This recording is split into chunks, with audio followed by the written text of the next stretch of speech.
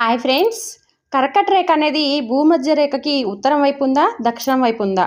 మకర రేఖ అనేది భూమధ్య రేఖకు ఉత్తరం వైపు ఉన్నదా, లేదంటే దక్షిణం వైపు ఉందా అనే కన్ఫ్యూజ్ మీకు కూడా ఉంటే ఇప్పుడు చిన్న ట్రిక్ అండి. ఖచ్చితంగా మీకు బాగా గుర్తుంటుంది. గమనించండి ఫ్రెండ్స్.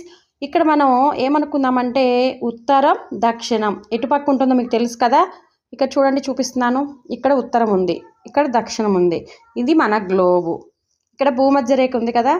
ఆకలి ఇక్కడ ఉత్తరంలో ఉత్తగా ఉండేవారికి ఆకలి ఎక్కువ. దక్షిణంలో ఉన్నవారు దర్జాగా బతుకుతారు, ఎందుకంటే వాళ్ళు బాగా చదువుకున్నవారు. ఏం చదువుకున్నారంటే ఎంఏ చదువుకున్నారు. ఏం చదువుకున్నారు? ఎంఏ చదువుకున్నారు. ఎంఏ ఎందుకు చదువుకున్నారంటే ఎం అంటే మకర రేఖ, అలాగే ఏ అంటే అంటార్టిక్ రేఖ అనమాట. ఇది ఎటువైపు ఉంది? దక్షిణం వైపు ఉంది. దర్జాగా ఉన్నవాళ్ళు బాగా చదువుకున్నారు. ఏం చదివారు? ఎంఏ. ఆకలి ఉత్తరంలో ఉత్తగా ఉన్న వాళ్ళకి ఏంటి? ఆకలి ఎక్కువ. ఆకలిలో అంటే ఆర్కిటిక్ వలయం, ఆకలిలో అంటే కర్కట రేఖ. చాలా ఈజీగా ఉంది కదా. Thank you friends.